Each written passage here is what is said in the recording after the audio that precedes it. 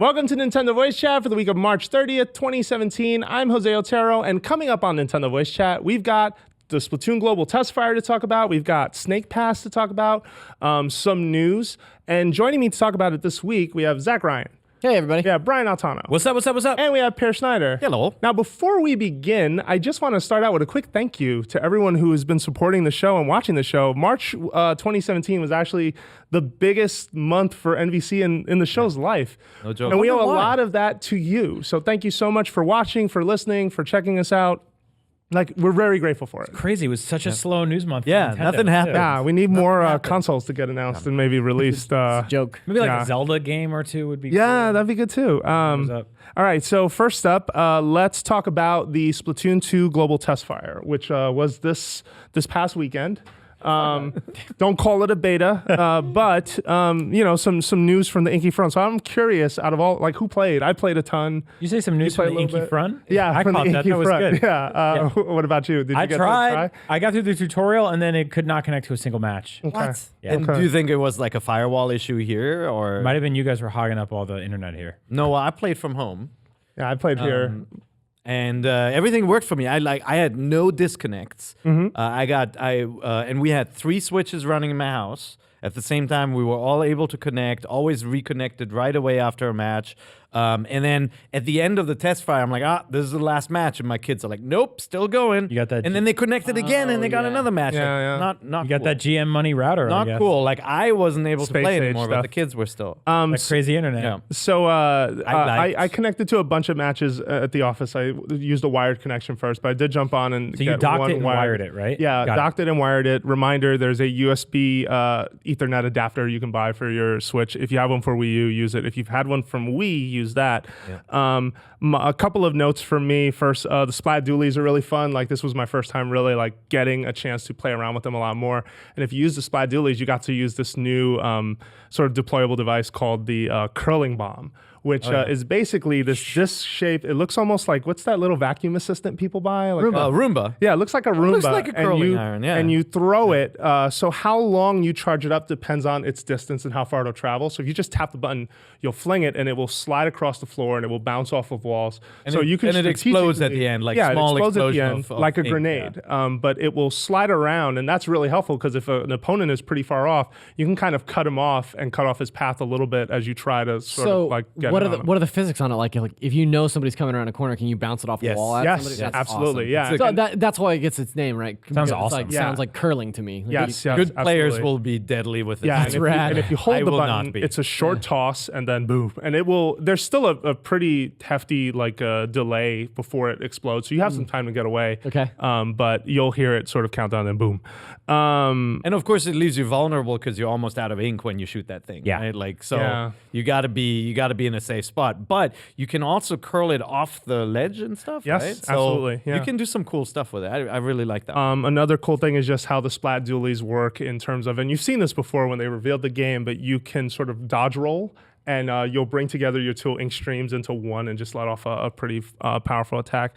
Granted, though, the tricky thing with it is that the way I play Splatoon, I'm very much used to jumping into squid form quickly, or almost like hitting jump and squid form at the same time. And if you jump before you hit squid form, you'll roll. You won't turn into squid and then jump. So I got to kind of change my timing because I'm so used to playing a certain way. So I'm sure everybody who played this, by the way, opened the map by accident multiple times when trying to jump. they changed right? Like, jump. They changed Yeah. jump, and so like I hadn't played Splatoon for a while, but instantly I'm trying to jump. It's like map every time, and Bummer. yeah, what you Yeah. saying? Yeah, Yeah, use different the same controls. button placement as Zelda. Jump is the highest button. the Y button. Yeah, Yeah. the Y button, yes. It- Or the X, actually. From what Y I is played so the- far, and obviously we have barely seen any of it, and I just went through the tutorial, but like it doesn't necessarily feel like this huge jump. Doesn't feel from, like a sequel. on the Xbox. Yeah, Yeah. yeah, no, I think Yeah. that's 100% fair. I had a hard time telling the difference. Like honestly, I mean, like it looks the same, and I've seen it at an event with you before. I was Yeah, like, I played it with is you that there. more jaggy looking? Like when we first saw it, I thought. I even thought it was a step down, but on my screen it looked really nice. Like it didn't have a lot of jaggy issues, but it You could have fooled me, man. Really? If I didn't know it was Splatoon 2 and you just saw somebody playing it, Looks could have the been a same. new map. Yeah, and that's definitely something in the feedback that I want to get to. But last positive thing I do want to throw out there is I played this over data tethering on another phone I have. So I have a Project Fi phone that I use every once in a while, especially for trips. Because hell is that? Project burner, Fi don't worry about it. is a Google is basically Google's answer to like a data plan, and it works internationally, which is great. So if you guys send me do to you have a Japan secret or identity? Germany, no, I just have the phone still, and I pay for it. So Sounds like a secret so identity. I just Double decided Otero. to so I decided to. Well, I haven't used any data this month, and it rolls over, so I'm just going to tether the phone to it. And so where I live is horrible, by the way, for signal. Like it's just not good cell phone signal reception in general. I was playing just fine matches Wow. from my room, which was surprising me. What the hell was my problem? Then later that day, I got a friend to drive around San Francisco while I was playing in the passenger seat of his car. Damn, that's nuts. I played through 4 or 5 matches. The 5th match I did not finish only because someone called me. Right. It was a spam call came in. I was like, no. Oh, and it locked you out of the It account. interrupted. funny. Yeah, it kicked me Interesting. out. So that was cool to me. Like I was just thinking to myself, the way this thing connects to the internet, this has to be possible. And granted, some folks, I tweeted about it, and some folks were like, man, that's baller status. It's like, no, it's not. Actually, I haven't used this phone in a while. There's plenty of data racked up.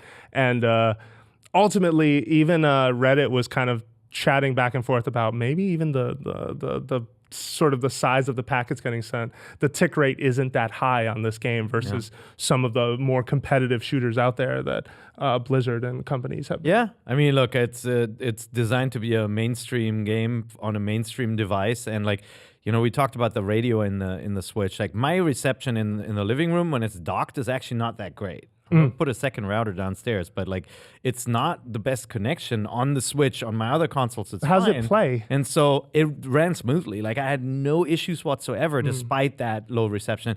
Maybe it may also be the display that it shows a lower connection than it actually has. I've never I don't gotten know. more than 2 bars on my Switch in any scenario. Have you played Here, anything like- online? Like just because again, reflecting on how did it play versus or downloads. or No, something I mean, like that. Did it feel longer? I think outside of like fast RMX, like what are really the options of stuff to play? online? Bomberman. Is your other one? Yeah, I did some matchmaking in Bomberman that felt fine, but that's like such a lo-fi game, you know? Yeah. That's crazy. The day that the Switch came out, I downloaded Shovel Knight, I Am Setsuna, and Snipper Clips here at the office at rocket speed. Yeah, no. So And, the weird thing is, I it download games downloaded quickly. so fast, and then a couple days later, you know, we started hearing about like, oh, there's Wi-Fi connectivity issues. Yeah. Andrew had a ton. Andrew had a ton of them. You know, Like it Andrew, took go him for it, yeah. hours and hours to download Zelda, and I mean, obviously, like I was downloading much smaller games. Setsuna maybe not so much, but like I was completely floored. I started download on all 3, walked away, and I came back maybe 45 minutes later, Yeah. and they were all 3 done. Yeah, it was No, nuts. mine's like downloads have been really fast on mine, but I still visually have never seen more than just those 2 out of 3 bars. I agree. Which is odd. Like I think Pear might be onto something that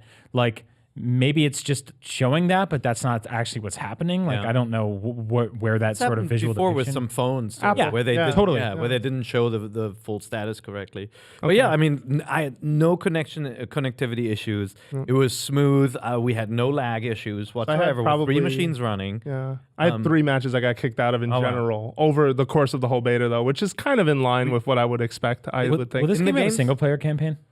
Presumably. Okay. The especially first one when- did, yeah. Yeah, presumably. But one guy got kicked out of a match. Like we lost one player. Yeah, I've saw matches where I was losing people, where we were down 1 or the other team was down 1 or 2 at one point. I felt bad for that team.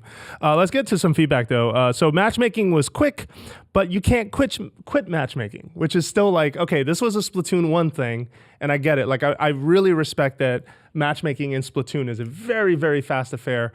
And I'm not 100%, I don't think Nintendo has done a great job of communicating what team balance looks like either. Yeah. Specifically because I guess I'm just not convinced that locking people into matchmaking the way it is effective. Why is it that way? Is it because you want people to queue into games really quickly?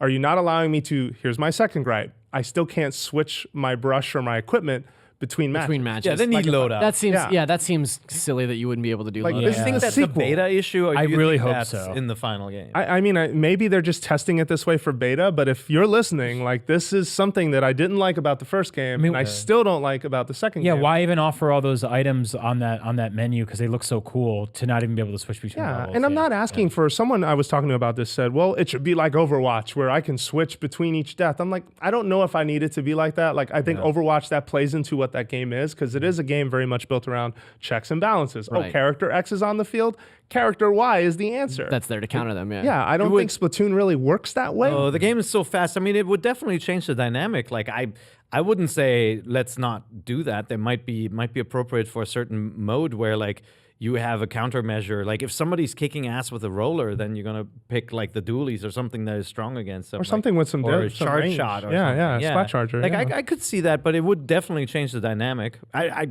can't tell if it's good or bad without playing that. But like they do need loadouts. Like we've played matches in Splatoon 1 where it's a team of 4 rollers and you're like, that's not gonna work, right? Like you want somebody who's a sniper up high and like that you want to be able, as it's matchmaking, to say, oh no crap, I'll go and pick a different weapon. And like granted, this version also had you couldn't customize your character with auto switch for you. Yeah, and they still did And that. so in the maybe first this is just different code. So Testfire. let's hope they learned that from the first. I agree. And then just a couple of other little bits. No new modes shown. Just you're keeping it straight to Turf War, which I don't think is a terribly bad thing because you have plenty of time before this game comes out. You said summer. Presumably, you're going all in at E3 and you're going to really talk about this game. I think that's why you're saving everything. Sure. If anything, Makes sense. You want to get up on stage because Splatoon is, or your digital presentation, however you do it. But Splatoon's really big in Japan. It's in fact probably one of the reasons Switch will do well this totally. year. Like everyone's going to want it for that. What's the release date for this game right now? Do we Not know? a date, just just summer. Yeah, is all they've said. Interesting. I always thought it'd be like in the next few months. But my I mean, summer is in the next few months. yeah, it is. It's coming up faster than you think. E3 is like around the corner. It's kind of scary. Stop it. Let's not talk about it. So my other thing is just another weird schedule where it's like, well, for these 6 hours, you can play, and they were generous. Like 5 minutes before the hour would start, the servers would turn on. So I was like jumping into matches early. But it's like, listen, man. Okay, so I get it. I get it that betas like this are more they're PR, they're goodwill PR, where it's like, oh, check out how cool this experience is. But having these odd end times and start times and end times, and you're trying to appease 3 territories. When was it? What Like was the- 4 in the morning? Yeah, what was the Japan. window? Yeah, My daughter set her alarm. Really? to wake up and I don't play think she woke Splatoon? up. Yeah. Yeah. I'm like, don't do it. Yeah. Don't do it. I mean, I like the first Splatoon, but not 4 o'clock in the morning. Yeah. Yeah. No, the game is fun. You were gonna ask a question. Yeah. Sorry. Oh, I was just gonna ask what were the windows of availability for this beta? Like, well, So non-beta. they were 1 pretty hour. fair. Yeah, it was 1 hour at a basically. time. It was like Friday at noon. Yeah. Pacific time. Yep. There was one later that night, Friday night. 7 or 8? Yeah. So it was noon, it was definitely 8 o'clock, better. and it was 4 in the morning. And if you looked at the different times, it was basically trying to appease like America, Europe, and Japan because Just they 1 play hour. global. Yeah. Right. Yeah. But I my still problem think with like that was a day. Just give us a full day. And also Yeah. loading up the app didn't exactly tell you that. No. Yeah. And that was an issue because I was like, oh, it's not working right now. And it just kind of said like, cannot connect to a match and booted you out. And I'm like, well, when can we do this? Yeah. Right. Like, and it didn't say that. And if you went over to like the news column on the side of your Switch, like if you're trying to do everything from there, right? Which I think they should think about that stuff more often now that this is where we're heading.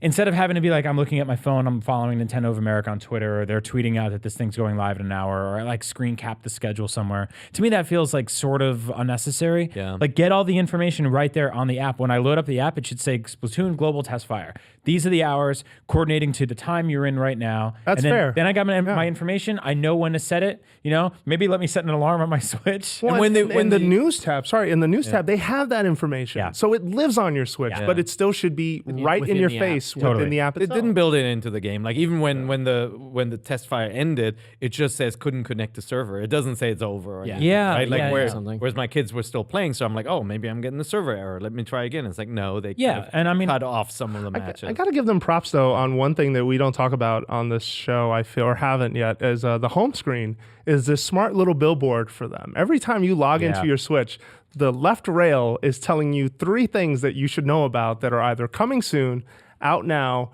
or just a fun tidbit. And I feel like it's a smarter version of what Sony and Microsoft are doing. Where I feel like Microsoft, every blade is trying to sell me something, and it drives me up the wall. I'm just like, I don't care. Yep. With I just Sony, noticed certain what's hot will show you like things. What you notice? I created like a dummy Japanese account. Yeah. So And he's on my 50-50 Switch. on Japanese and English ads. Yeah, so I have this awesome picture of Mario riding a horse in Mario Sports Mix for 3DS, and there's all Japanese stuff underneath it, which could say anything to my imagination.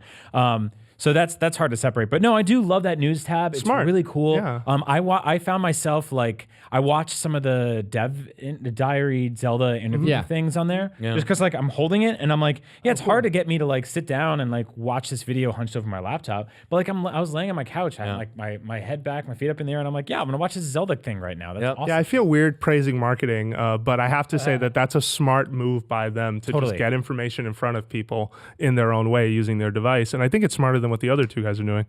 How did you play Splatoon? I played it with the Pro controller. Played with everything. You did everything? Yeah. So See, the I was weirdest like- thing it won't do. Wait, what? Tell me. No, your I was controller story. just so worried about like I'm gonna play the Splat Dualies because they're new, and I'm like I'm not even gonna switch. I'm like gonna play that the entire control match. style? I didn't want to change the controllers because like the time was so limited. I didn't experiment. So I experimented each time I played. I did some in the Joy-Con grip, some handheld. Handheld, they did the smart thing where you don't have to tilt the device too far for like motion aiming. Yeah. You also feel weird tilting it, so I found myself just turning with the right stick a little more. I just think that was a natural reflex. Funny enough, though, every Switch game I've played, if you pick up another controller and press a button on it, it goes, oh, wait, would you like to switch controllers? And just press L and R, which, by the way, I didn't know you can bypass by just pressing, I think it's the plus button. You don't have to press L and R. That's a weird Really? little thing. Oh, I've I didn't learned. know that. Yeah. Cheat codes. I think some games do it, some Add it to don't. the wiki. That's a new thing. Splatoon won't let you switch to another controller. So won't. I tried to go from the Weird. the grip to the Pro controller, and the Pro controller would never register on the matchmaking screen. I tried to do it specifically that's there crazy. because I just felt like changing, and it was like, no, we don't allow that. It's a beta code. It's just beta, but it was a small little thing I noticed. I think like all of like the way all the controllers and stuff communicate with Switch is so fascinating to me because no console's ever done anything like this before. so turnkey. Like I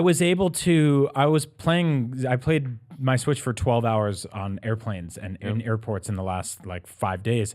And I found myself, I put it in kickstand mode, had airplane mode on, took the side things off, and it was like, you can't do that. You have to put airplane mode off. And I was like, that makes sense. But you couldn't like hit a button on the screen to turn on the airplane mode. So you had to click the sticks back in, hit the go back to button, airplane mode and pop back out. Then I tried playing World of Goo with pointer controls in airplane without airplane mode on, and that just didn't work. It was like, lay your controller flat. I put it on the tray table on the airplane. I don't know if it was like shaking or whatever because we're in the sky. It was just like, and it wouldn't let me do it. So there's all these like funny little things, but technically you could bring a Pro controller on an airplane and put the kickstand up and play Zelda like that, right? Yeah. I did do that, but then I was worried about battery.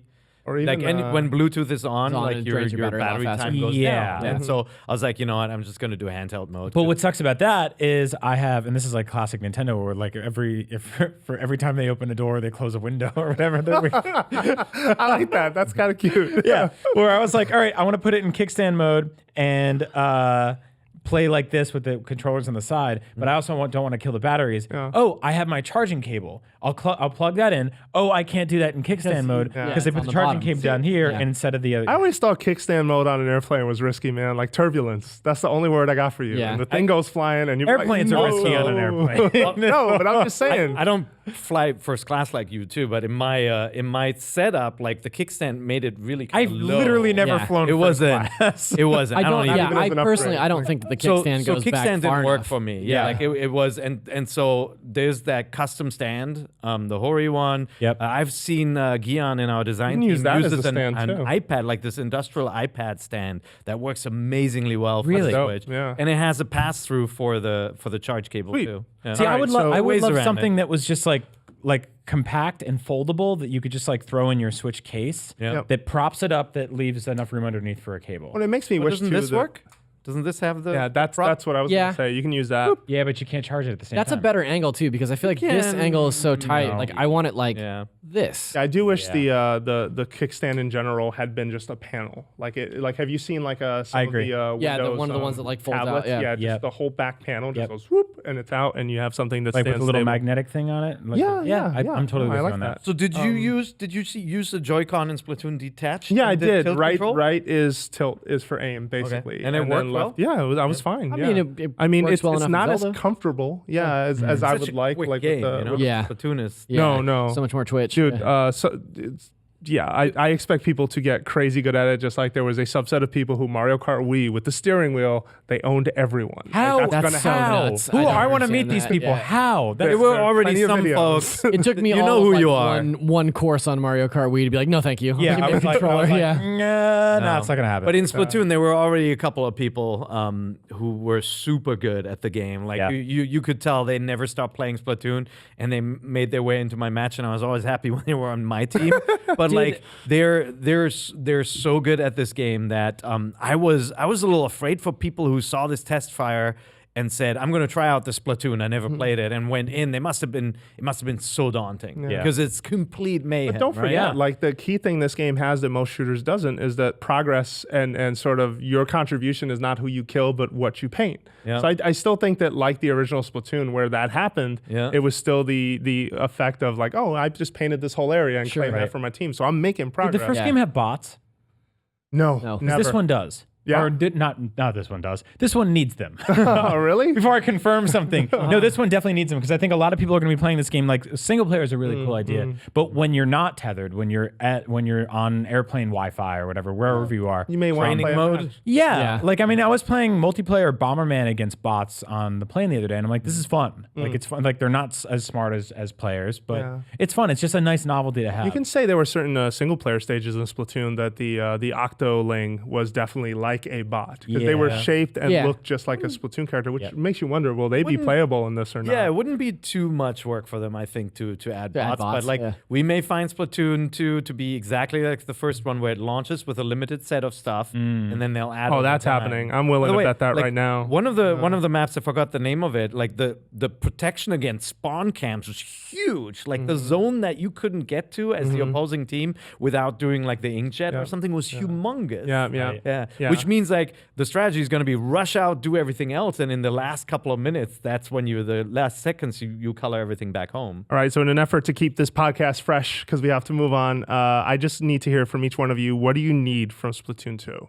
Like whether you played the first one or not, what is the thing that you're looking for to pull you back in, or to pull you in for the first time? A kind of more robust tutorial, a great single player campaign, hopefully maybe even porting the last one so more people can play it, and bots in multiplayer because I'll never be able to be as good as you guys, and I'd rather just fight stupid robots. But you can be on our team. I don't Yeah. want to be on your team. Yeah. I don't like either of you. Wow. It happened here. Voice chat.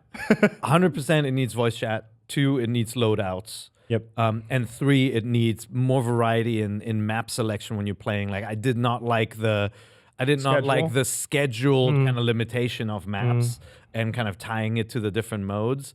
I did like the concept of like special events and things like happening. Like I love that. I hope they keep that So up. the schedule, though, was to me an inherent solution for we're only rolling out this much content, too. So I wonder if that will at all change. If you're listening, you're going to tell this story at E3, clearly, but make sure you answer that question. Zach, is there anything you're looking for? from I just Splatoon need to 2? finish Zelda. The only reason that I didn't play this last weekend was because any time that I spent with my Switch, I was just playing Zelda. Yeah. So I need to do that. But I really liked the first Splatoon. I didn't get super into it because I played pre-release.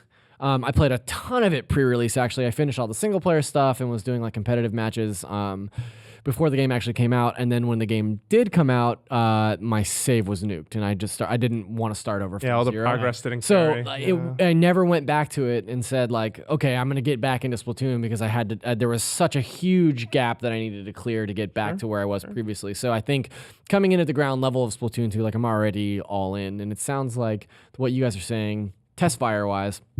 it's shaping up to be pretty solid. So like I'm definitely gonna pick it up and get right into it. So you guys are doing a video series for IGN called Link Together, which Right. I absolutely love, where Thank you. you take the two controllers God. off. I know where this is going. Each person has one controller, Yeah, and you're yeah. playing Zelda. Yeah. Are we gonna get Splatoon Link together? Are we gonna get Ink Are you gonna be together? the jump? Inked together.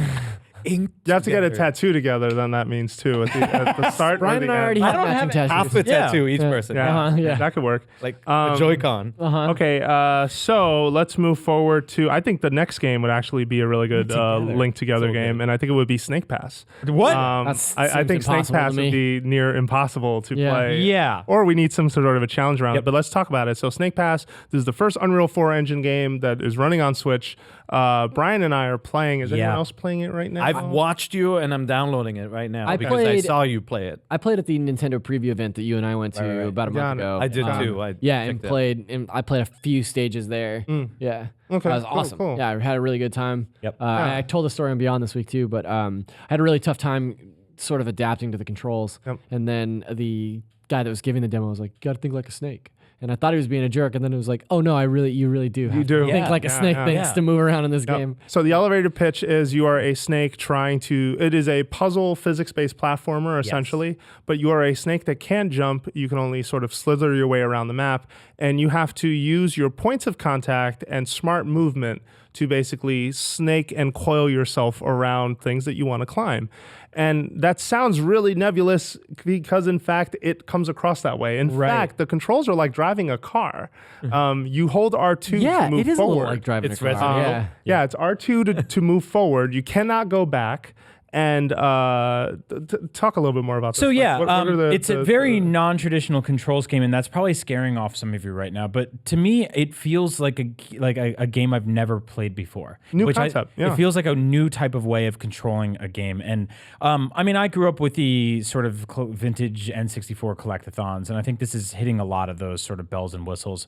Well, not to mention it also looks a lot like one of those Yeah, games. Like it's like aesthetically, it reminds to me, it immediately reminded me of like Banjo-Kazooie. Or Viva Pinata. yeah. Yeah, that but sort of HD, rare, yeah, that sort no, of rare totally. look, yeah. It feels like an HD rare game, but what's rare looking. It instead of Sounding. Yeah. Instead of David Wise did the songs for the game, which That's you know, right. he's worked Banjo-Kazooie, on. same guy who Yeah. scored some classic. I mean, Donkey Kong Country, like Tropical Freeze. there's a couple songs in this game that like really evoke like the underwater theme song from Donkey Kong Country, which is like one of my favorite video game songs of all time. Really good jam.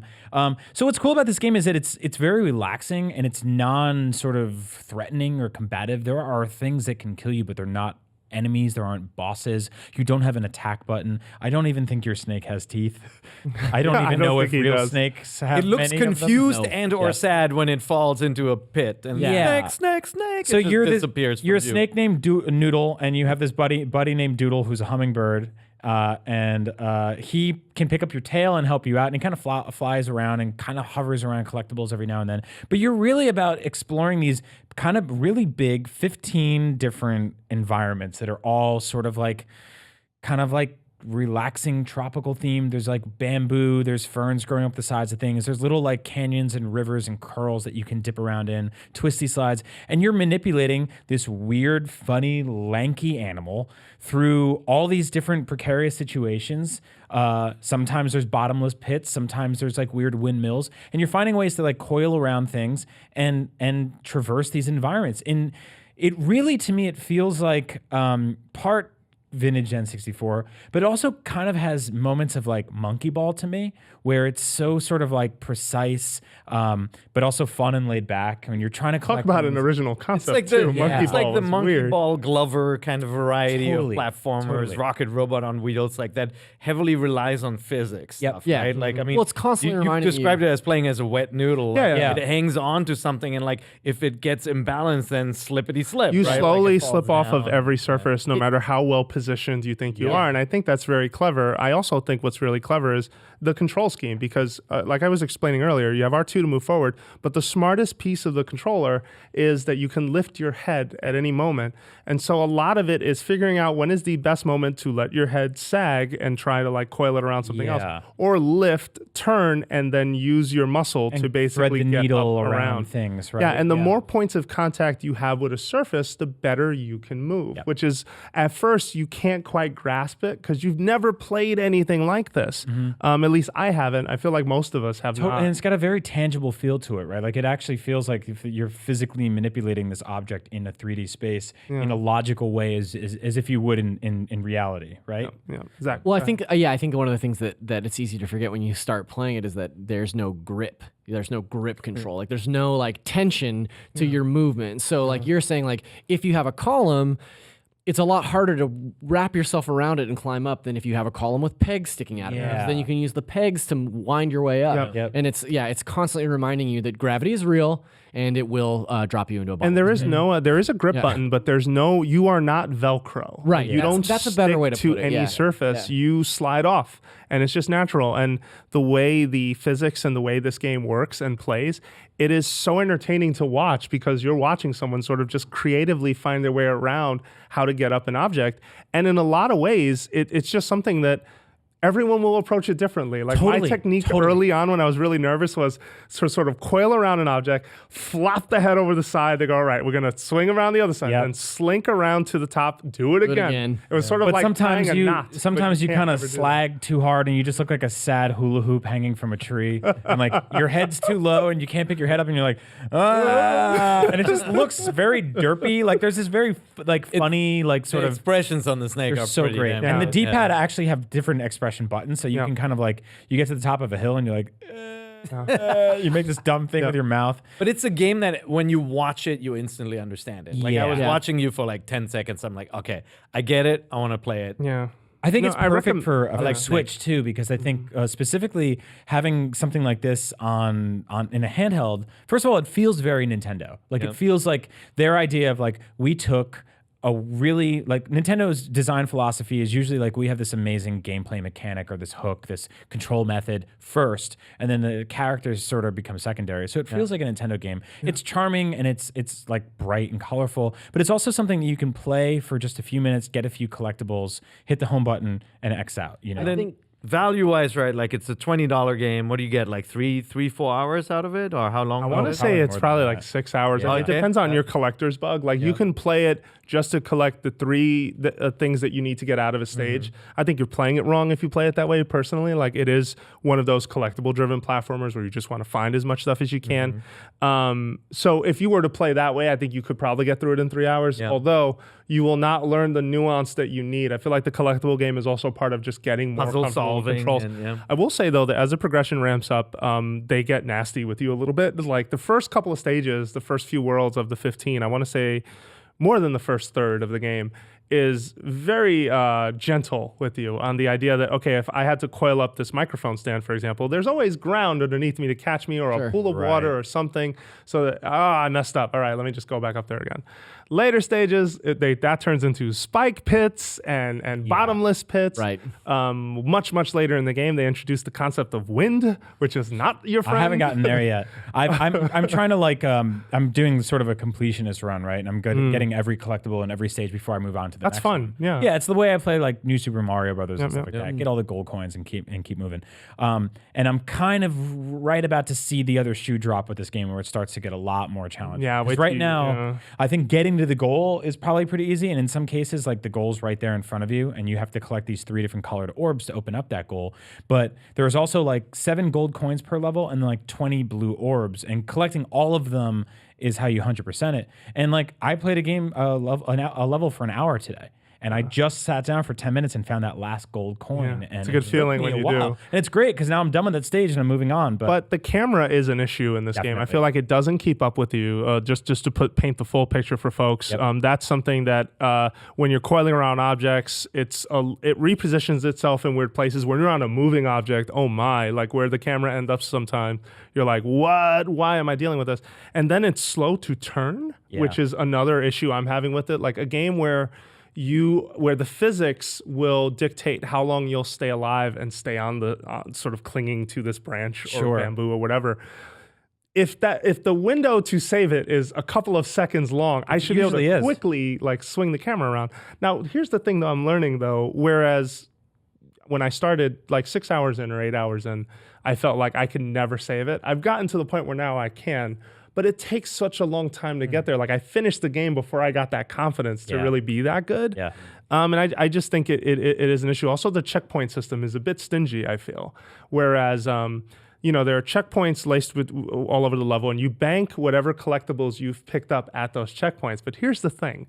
Sometimes you'll do what seems to be just an impossible maneuver, like something you're like, there's no way I can make that. Yeah. There's no way. There is a way. You can make it.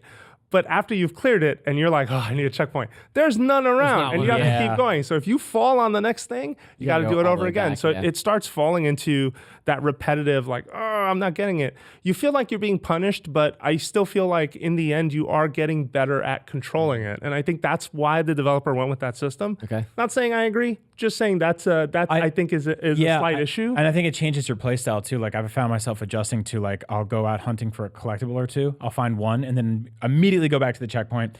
Go back out there, get another one, bank another one, bring them all back to the bank. And I think the camera definitely can be cumbersome. I think more so with the fact that you're dealing with a fairly non-traditional control scheme, which means that you are holding the Switch. I was telling you the other day, I thought I was going to break my Joy-Con because I'm squeezing on with dear life with that R trigger to be like, don't let go of that branch. Now over here, I'm lifting up his head, and over here, I'm like, making him smile because that's important. And then I'm trying to control the camera at the same time and wiggling him around, and all of a sudden it's like really sweaty too. And you're 20 feet up in the air on this like bamboo spike, and you're trying to reach a gold coin with your derpy mouth, and at the last second you got to tilt ever so slightly so the camera doesn't let you down. And that's the thing. Sometimes they put a collectible just right out of reach, and it feels impossible, and you're like, there's no way I can get that. And yet with practice and with confidence, you learn, oh, I can.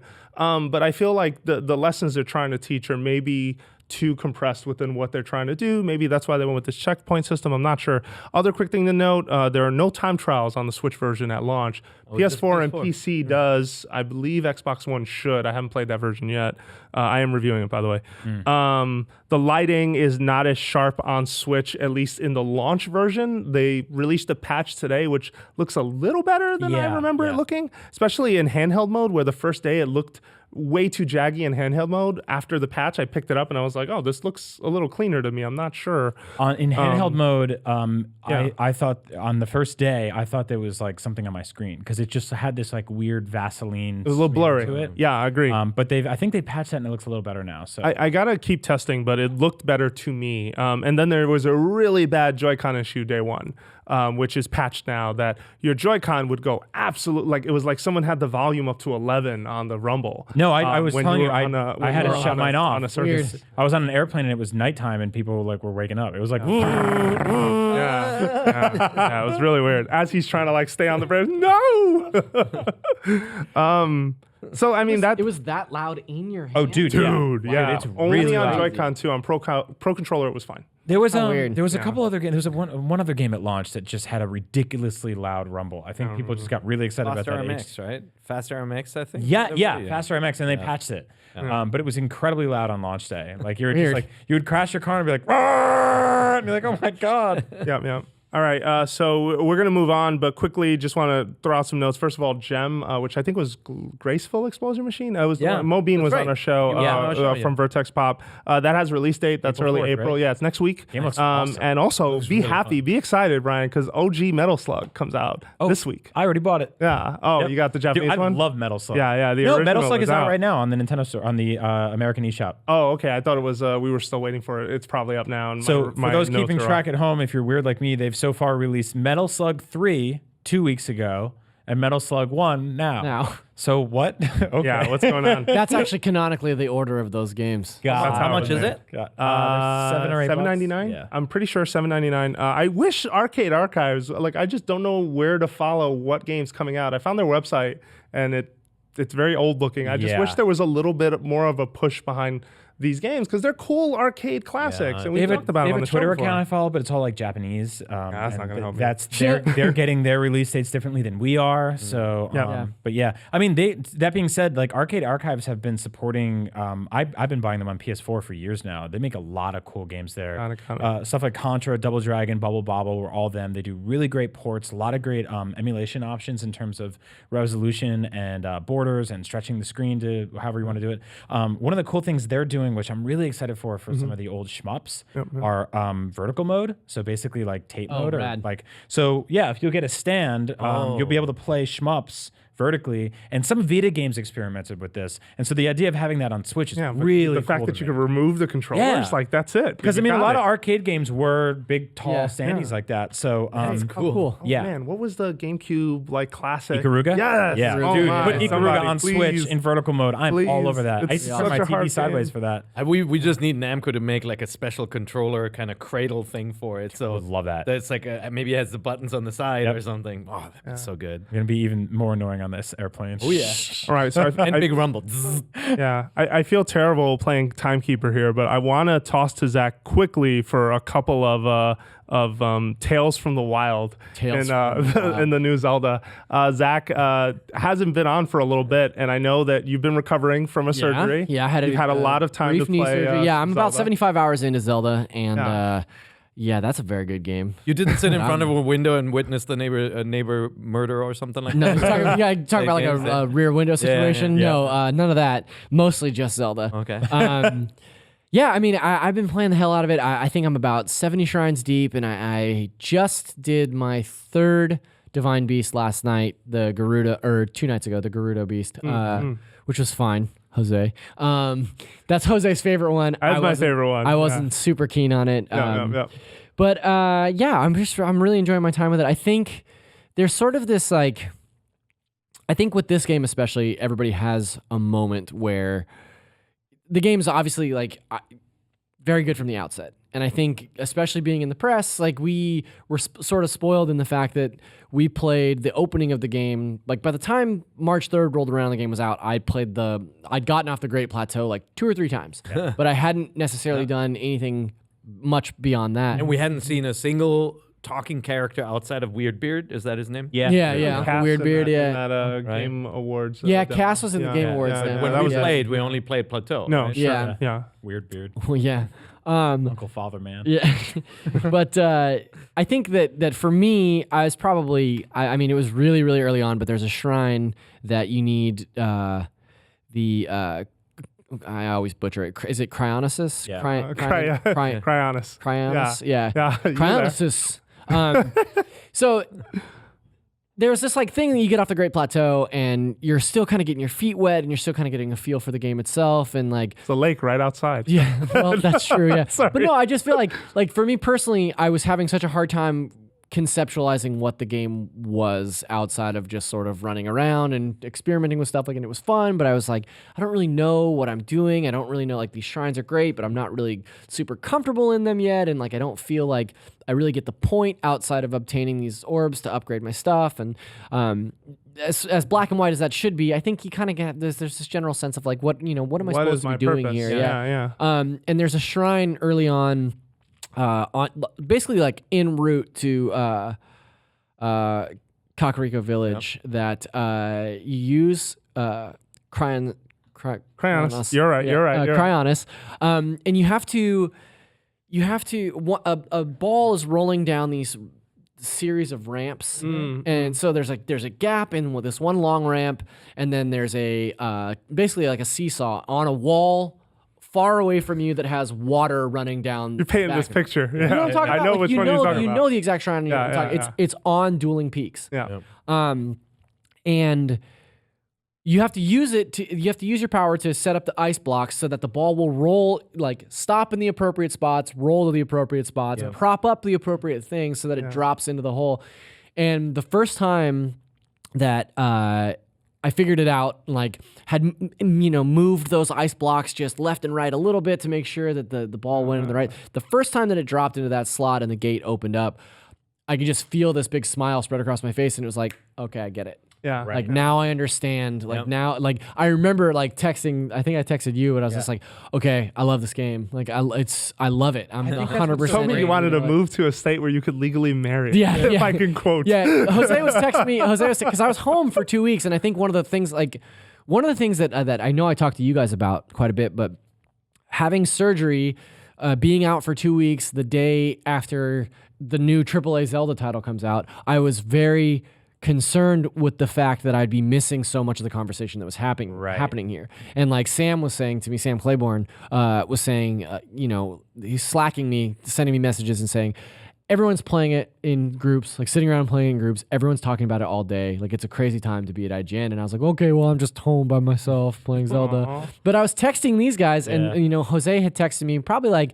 later in the first week. And he goes, well, what do you think of it? And I was like, well, I said, here's X, Y, and Z. Here are my thoughts. And he goes, but bottom line, like you like it. And I was like, Jose, I would move to a country that would legally let me marry this game. Like, I love this game so much. Yeah. And I think that those conversations ultimately are going to be the things that I look back on in Breath of the Wild. And like, when was the last time that you played a game where you're talking to somebody about it and it's like, oh, I know where that is. What you need to do is warp to the highest mountain in the Hebra region, and if you just go south of the snowdrift fields there, you'll find this thing. And like the way that you talk about the geography and the location in that world is so different, and it's like it brings back so much of that like playground mentality. Yeah, totally. Flip the script, right? There's also, this is the first game in so long that I'm talking to someone about it, and I'm like, yeah, and did you know, so this and that, and then this happened.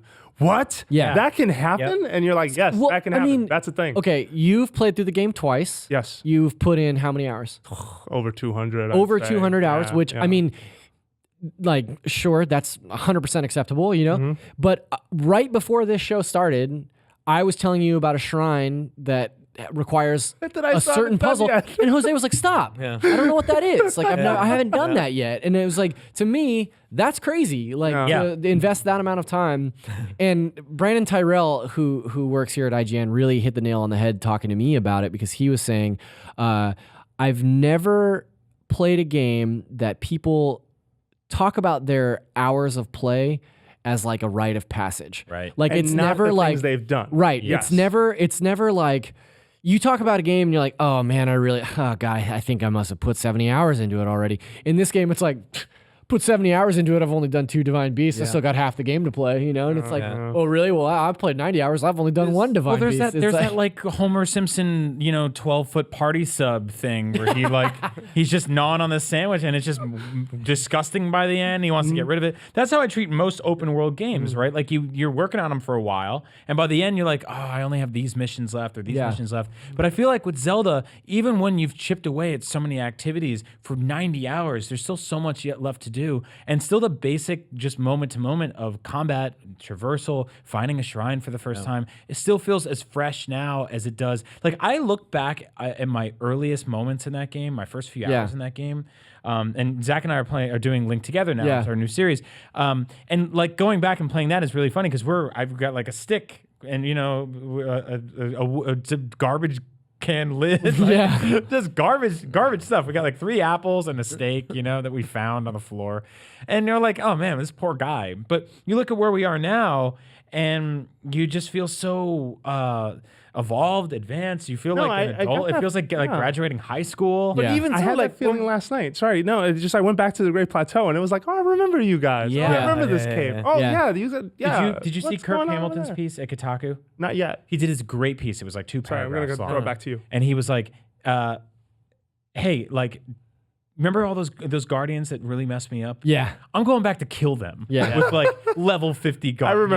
remember. He's like, I have the Master Sword and the Ancient Armor, and now it's like, hey, it's me. You remember me? Yeah. The guy that you trounced when I had 3 hearts and wool pants. I did the same thing. I went back to the starting point, looked at the like Temple of Time and everything, looked around, and then like, oh, the Guardian that's sitting in front of that first thing that shot me. Yeah. So I went back and I used a metal box and knocked it over. Yeah. Yeah, because I mean, and it's like, it surprised me. There's stuff underneath when you do that. Yeah. People found the Triforce in those first 4 shrines, right? With that weird hand place. That weird that corpse is making that like different triangles with his hands. I thought it was the Illuminati. Yeah. And he's throwing up the Rockefeller. Yeah, we go. Big Jay-Z fan. Yep. And again, I missed all that stuff because I was just like, oh, I want to go outside and play. Yeah. And now that I'm like this far in, I can stop and kind of smell the roses a little bit because now I'm looking at the way all the systems work together. But do you we were talking earlier, and you're like, you've not picked up a star fragment, for example, but you got to be 100 hours in. Yeah, it's crazy. Right? And like for the first time yesterday, I noticed that when you're on Death Mountain and the heat is like completely out of control, if you go to your menu in the lower left corner, it says error. Oh, Did really? you see that? No. Yeah, like the machine can't work because it's too hot. Like That's really it funny. has all these little things that you'll Yeah, find. check your map if you're in a sandstorm.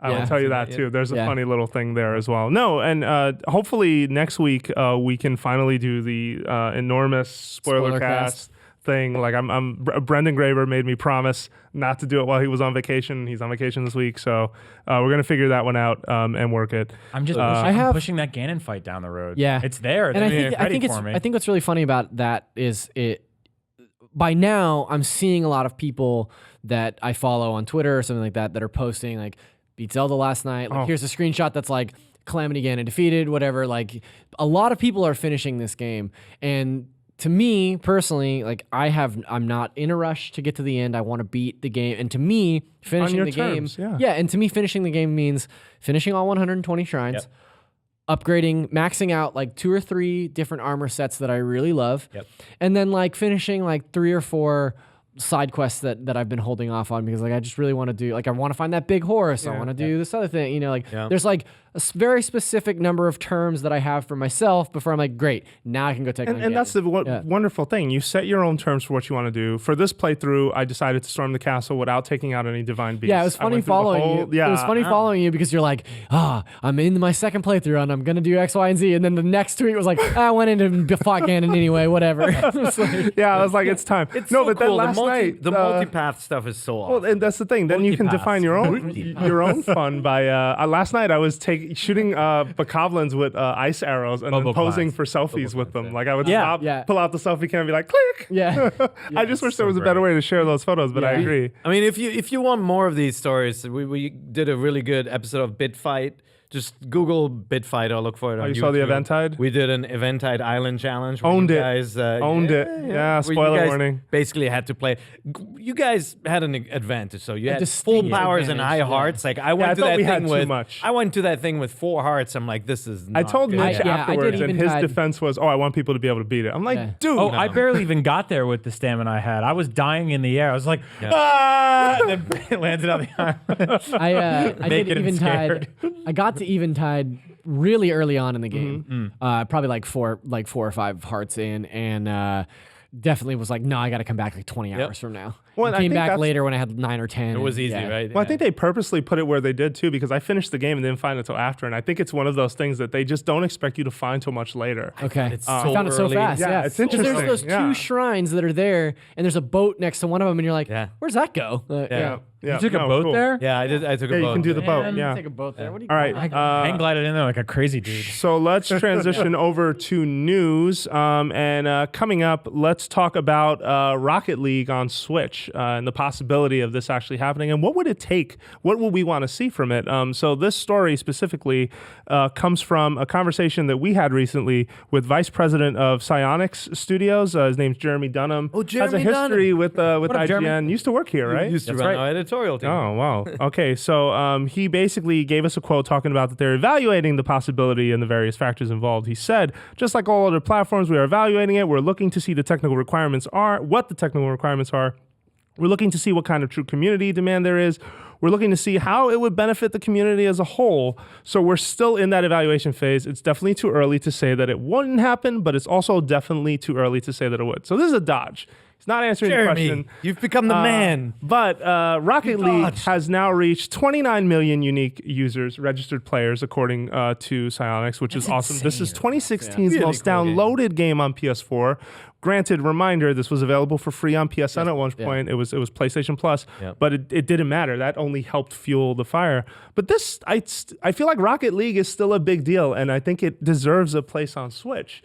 One of the things I would like to see if this deal happens is, okay, why don't you and Nintendo look at this and say, all right, let's do some specific Nintendo flags, Nintendo-themed cars. Make it happen. Fans will Mario eat that cars. Up. Yeah. See that, but be Only there careful, was some right? sort of Mario car. Yeah, like Hot Wheels has gotten a Mario freaking crossover. Like, you telling me Rocket League can't have Those are that? scary as hell, though. Have you seen Mercedes those also things? got a Mario crossover. right. So. But that was that was a one-way bridge. We didn't see like imagine a Mushroom Kingdom Mercedes-Benz. Oh God. Like Terrifying. Anyway, let's talk about multiplayer this. is in Nintendo's DNA. Like multiplayer, especially split screens, always been a staple of these machines. This machine comes with 2 controllers right out of the box. I think it's perfect. And it's not a graphically intensive game to do. The only thing that this game has is a kind of like an update schedule, like a Splatoon or like a Minecraft, right? Where you get more and more content over time. And so, it would need a DLC strategy and Nintendo enabling that via the store. But like everything about this game is perfect for the Switch, I think. Yeah, and it's not. I don't want people to look at it and be like, "Well, that's old." It's like, no, it's not. People are still playing this game, and it is very highly relevant. Played, yeah. Yeah, and if you haven't played Rocket League, it is basically soccer with cars. It is off the wall 2v2. and change. Yeah, 2v2. Yep. You ride on the walls. You can block a goal in a way that you never thought possible. Flip your car over to do like these dramatic air shots. and Yes. stuff, yeah.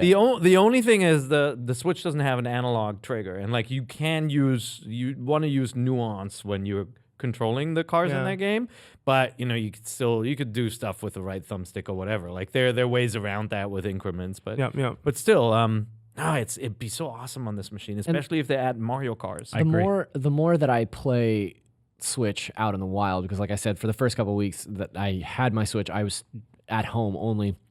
But the more that I take it out to like the airport and like take it on a plane, take it into work, into the office, and play it here, the more I start thinking like I want every game on the Switch. Like every time, like you and I were talking about, we're playing Persona 5, and like I would love to be home or here now and just be like, okay, I have 20 minutes after lunch. Like I'm just gonna play a little bit. I'm gonna grind a little bit of social Persona. grinding. Yeah. But I think one of the things, especially about multiplayer, if I'm here at the office or I'm at the airport and I'm on Wi-Fi, it seems like a no-brainer to me. Like if Splatoon can work so seamlessly over Wi-Fi and you can be playing competitively anywhere, then why not Rocket League? Why And not Mario- a game like Overwatch? Yeah, or Mario something where, Kart's at the end of next month. That's going to be another one where Yeah. you'll be like, oh, I'm in a coffee shop. I'm going to do some Mario Kart. That's the Okay, end we're of done. next month.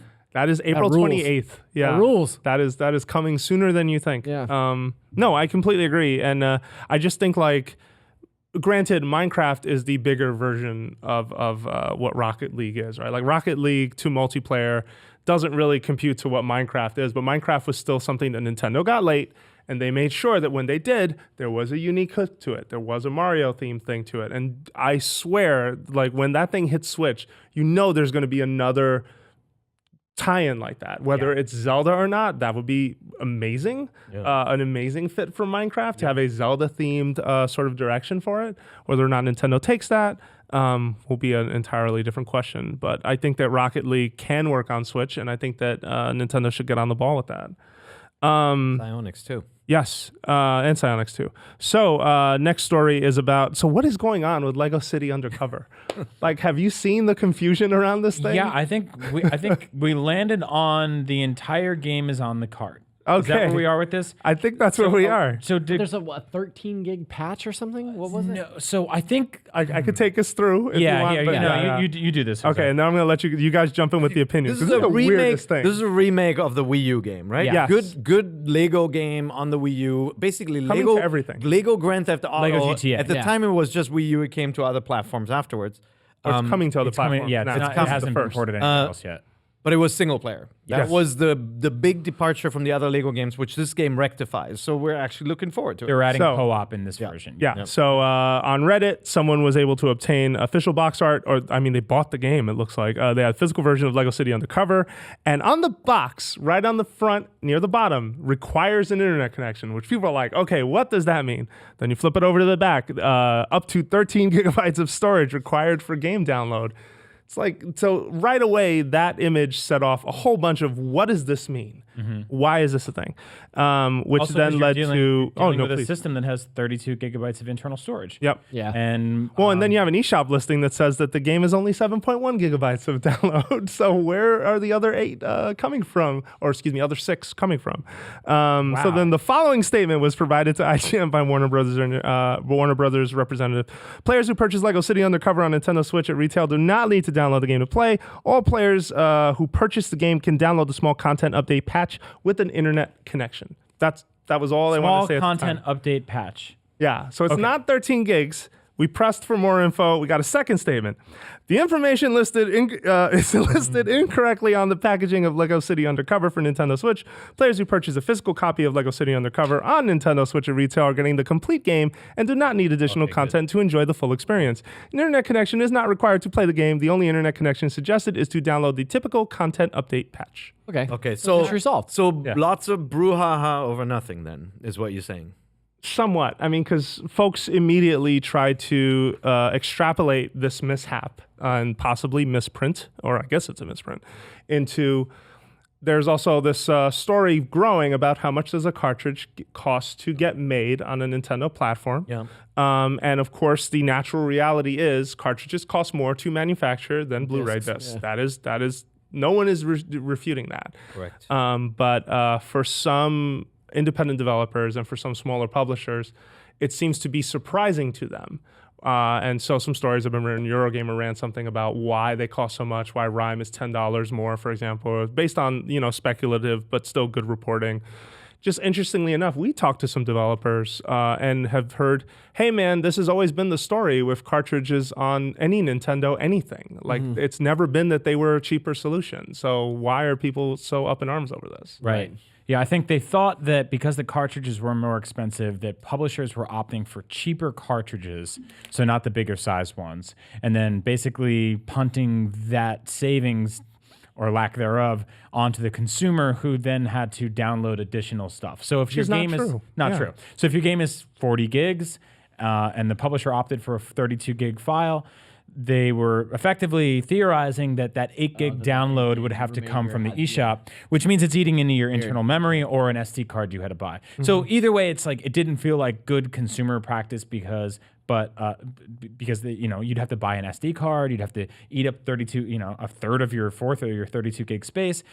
But it doesn't seem like that's the case with this game specifically. This might happen again, who knows, but it's not happening here. And then we have not heard from any developer saying that these cartridges are so expensive that's an issue. Yeah. Like, have you heard anybody say that? And we heard this plenty of times during the N64 age, where cartridge cost was like $30. Well, especially because CDs, publisher. CD, like the whole process behind doing disc-based media for a console wasn't really done, and so like the savings must have been out of control when you think about it, comparing the times. But now, like I don't think the cost is. I know the cost is not as high. For these of tiny course not. I mean, cartridges the and- book Game Over has an entire arc in it about Nintendo at the time was effectively strong-arming third parties to make it so they had to buy their proprietary cartridges. In the NES era, you had to order a certain amount, and you had to hope that they all sold because you didn't want to order too many because then you'd have to sell them back to Nintendo. Yeah. And there were add-ons. practice. Very There different was time. battery backup. There were EEPROM, EEPROM Plus, all that kind of stuff. Where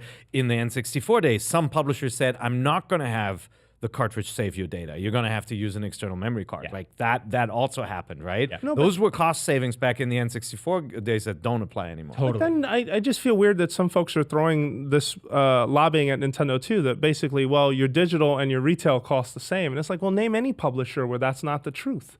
That's usually the case. If you're putting something in a retail store as a courtesy to the retailer, you are keeping the digital price the same thing, unless there's a special sale We've involved. talked about this before, or something like that. What you're gaining inconvenience of me not fumbling and dropping my Zelda cart on the crack of an airplane is. That's a weird one. That's a very weird one. Is the ability to just have it always on board. But what I'm losing is that ability of handing that cartridge to Zach or selling it or finding it in a used game bin for $5. Like, I have to buy Snake Pass digitally. Yeah, no they retail went all version digital of that only, game. yeah. Zelda, I have multiple options. Now, Zelda, I bought for $60 digitally on the store, but you can also Amazon was having like $42 pre-order bonuses, discounts for it. Yeah, for Prime. Yeah. So far, I've yet to even put a card into my an actual physical game has not been in my Switch yet. Yeah. And all digital. It's working out so far. I mean, I do think the publishers and the developers control their pricing, right? It's an old story that retailers have a lot of power, and that even as if you're releasing a product digitally and physically, that you don't want the retailer on your bad side. That is true, right? Like a publisher could offer different price points for different places, and they will deliberately not do that because they want GameStop on their side. They want Amazon on their side. Well, They that want makes to make sense. sure that they get pushed by the retail associates and that they actually sell well in those channels. Well, and I want to make sure too, we're not just representing one side, right? Like clearly, the customer deserves every advantage they should be able to get. And yes, it would be great if digital costs slightly cheaper than what it did at retail, but that's not the norm on any platform, technically, really. And I'm sure there's maybe one or two oddball situations that folks say, "Oh no, well there was this." It's not true across the board. Definitely not at launch for anything. I mean, what you do get is you get like, I mean, I'm on Beyond every week, right? A big thing that we like to cover there are flash sales on PSN, where Sony just wakes up in a good mood one day and they're like, "Hey, all our first party games $2 for 40% Final off. Fantasy VII. Yeah, Go like get stuff 'em. like Journey's like $2.99 for an afternoon, or Bloodborne's $10. Like, you know, that stuff's awesome. It's momentary. It happens for like a weekend, then it goes away. Retail prices are the ones you get to see ebb and flow a lot more. Although with Nintendo stuff, it's very tricky because their first party stuff is historically like pretty. They do that thing where they're like they kind of like establish a price point for it. Yeah, They there's wanna no keep it such thing locked as there. like greatest hits. Even right? if it's Like, even really, if it's, yeah. well, there It was is, but player's it choice. takes like Yeah. years Yeah, before forever. it'll make that list. Yeah. And then if normally if a game is not selling well, a publisher will dip and go, well, now it's $20 or now it's $30. You rarely, if ever, see that with Nintendo stuff. Even poor codename Steam, which no one even mentioning it on this podcast. This may be the first actual mention of that game since it Since the came out. review, yeah. And those guys worked really hard on it. Did not get a significant price drop, at least for a while, before finally someone said, "Yeah, $15." Which is whatever. crazy. Get out the door, please. The difference in price for physical versus digital media, the change will come to gaming. There's no question about it. It happened with books, right? I can get a Kindle version of a book always cheaper than a paper book, and always a paperback, and always cheaper than a hardcover version, right? It happened to music. You know, it's cheaper. Movies, It was cheaper remember- to download than to buy the CD. Remember Blockbuster Video? Yeah. I remember there was two It'll- on every street, and now there are none. It'll happen, and you have to be patient until that happens, and just kind of be smart. Now, you should, with a system like the Switch, though, you have to consider that if you only buy digitally, the cost will get you later on the Because you'll run out actual of space. memory. You're going Right. to run out of space, and you're going to have to buy I need a more. new card. Yeah. Yeah. I think it's an interesting, like, it's a difficult position to be in because I think if you are buying things physically in this day and age, you know that you're paying that extra premium for a cart. You know what I mean? So, like, I could definitely see why people would be upset about, hey, if I'm going to buy this game digitally on Switch and I'm going to put it on your platform as opposed to buying it on PlayStation or as opposed to buying it on Xbox or what have you, why should I have to pay an extra $5, $10? But it's also not fair to somebody that maybe has limited internet access that they should have to pay an additional $10 Yep. when the four of us could buy it. Are you for saying 20. life is unfair? Often, I think it also it's means one of my that favorite Life is catchphrases. unfair. It means that if you were to develop an indie game, it would have to be that was digital only.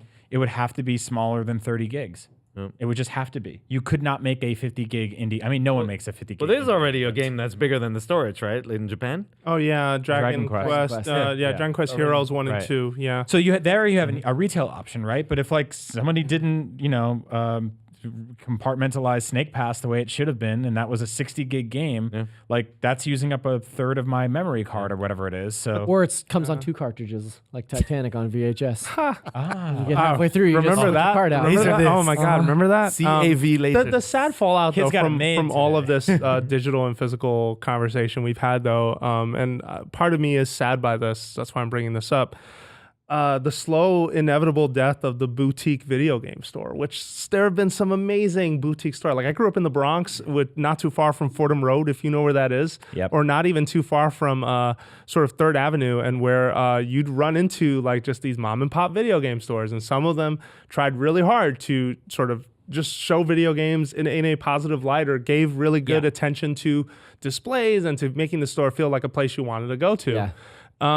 I miss that. And I do that's too. gone. I It's do been too. gone from San Francisco from like 2 years I've been here. Yeah. But And I feel like I rarely see them. But we've got Amoeba for music, right? Like there are still stores selling vinyl. There, Yeah. Yep. There will always be a subculture like that, and it's going to get But it's cool harder to again. find. Sure, there will. It's There are very hard to definitely- find. There are very few video rental stores. I around.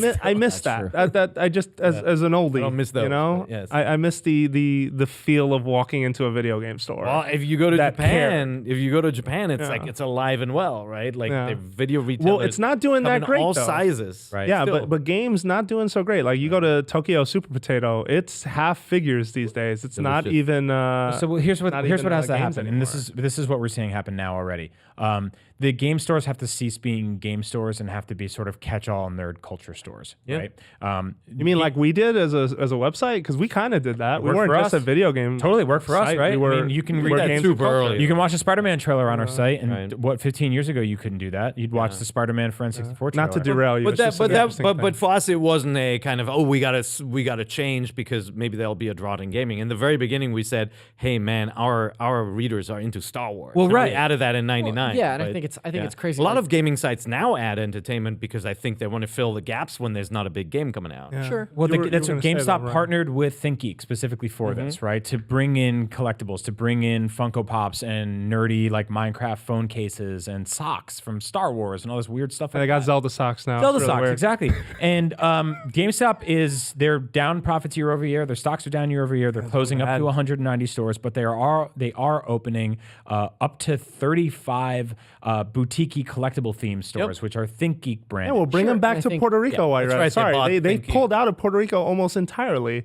Yeah. at some point last year, and I had a bunch of folks tweeting at me going, "This is really sad. Like, how am I supposed to buy my games now?" Yeah. And I was like, "Man, that sucks. Did they Like, say it that's was local? unfortunate, huh?" Did they say it was local?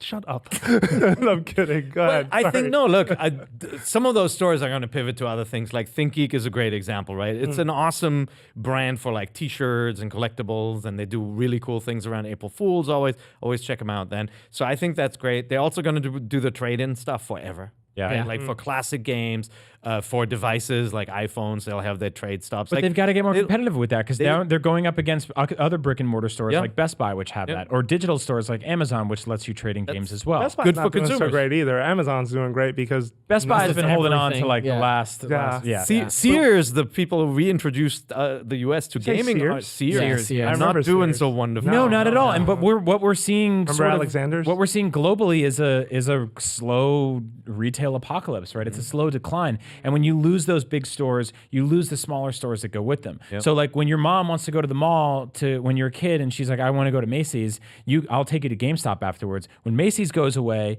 there's no spillover to GameStop, right? There's no spillover to Toys R Us.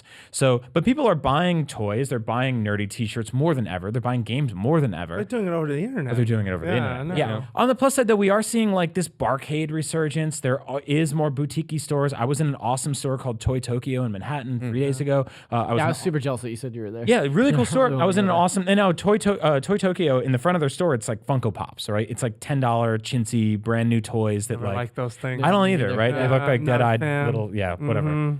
Sorry, I don't know. Funko Pop fans. It's fine. I get why people like them, but so they get people in with stuff like that. But then you walk to the back and it's like, oh, you guys have vintage Thundercats and you have old Star Wars killer toys and stuff like that.